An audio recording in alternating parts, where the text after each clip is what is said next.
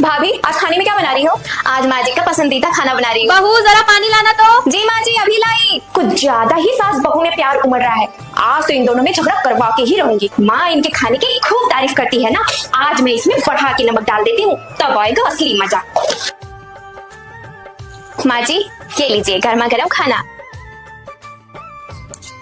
अरे वाह बहू, आज तो सब्जी में गजब का स्वाद आ रहा है। आज कौन सा मसाला डाल दी हो? माँ जी आज का खाना मैं ही नहीं दीदी भी बनाई है। क्या बात कर रही हो, ये और खाना?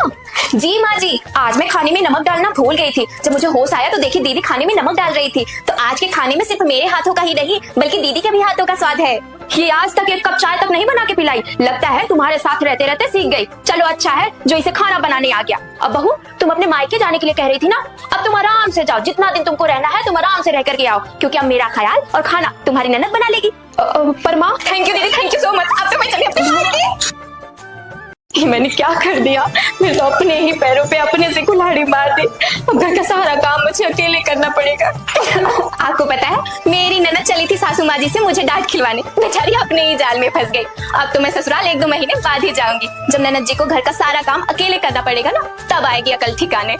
बताओ 10 दिन हो गया और महारानी मजे से जाकर के मायके में बैठी है और यहाँ काम कर करके मेरा हाल बेहाल हो गया है। कुछ तो करना पड़ेगा। आइडिया। माँ माँ क्या हुआ? माँ देखो मेरा हाथ जल गया। कैसे? रोटियां सेक रही थी। अरे कैसे सेक रही थी जो इतना हाथ जल गया? हाँ तुमको तो पता ही है ना माँ कि मुझे रोटियां सेकने नहीं आती है। तो पहले बताना चाहिए था ना। अब चलो जल्दी डॉक्टर के पास चलो।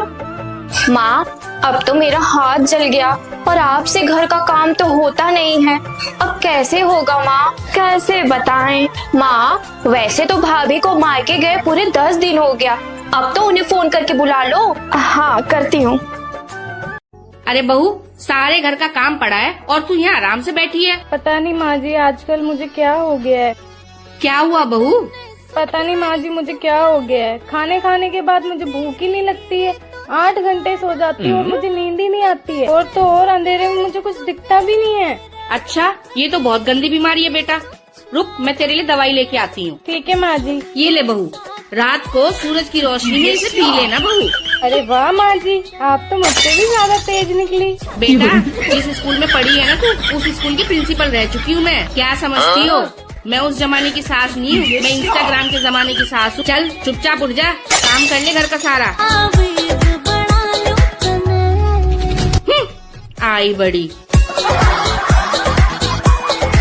माँ जी मुझसे कभी ढंग से बात नहीं करती, कभी मुझसे खुश नहीं होती। एक काम करती हूँ, आज माँ जी को खुश कर देती हूँ। घर का सारा काम मैं खुद ही कर लूंगी। आज सूरज निकलने से पहले ही बहू कमरे से बाहर आ गई और खुद ही करके काम भी कर रही है। हाँ जी माँ जी रहने दे, मैं कर लूंगी। तू अपना कुछ और काम कर ले, ना झाड़ू इधर। एक काम करती हूँ, जब तक माँ जी झाड़ू लगा रही है मैं पोछा लगा देती हूँ। बहू ऐसा पोछा लगाने से अच्छा है तू पोछा ना ही लगाए, मैं लगा लूंगी पोछा भी।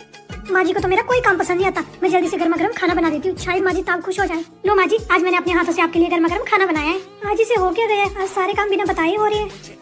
बहू ये क्या बनाया तूने? क्या हुआ माँ जी, ऐसे बनाती है खाना? ना इसमें सुर है ना स्वाद है। अब खड़े खड़े मेरा मुंह की देख रही है, जा जाके अपना काम कर। माँ जी मुझसे कभी खुश नहीं हो सकती, अब मैं कुछ काम ही नहीं करूंगी। क्या फायदा बेटे की शादी करने का, घर के काम तो मुझे फिर भी खुद ही करने पड़ते हैं। इस महारानी ने तो पूरा दिन बैठ के फोन देखना होता है। पर माँ जी जब मैं काम कर रही थी तो आपने मुझे कोई काम करने ही नहीं दिया। अब जुबान मत चला, जल्दी से मेरे लिए जाके चाय बना। आज एक बात तो पता चल गई, पूरी दुनिया खुश हो सकती है पर एक सास अपनी बहू से कभी खुश नहीं हो सकती।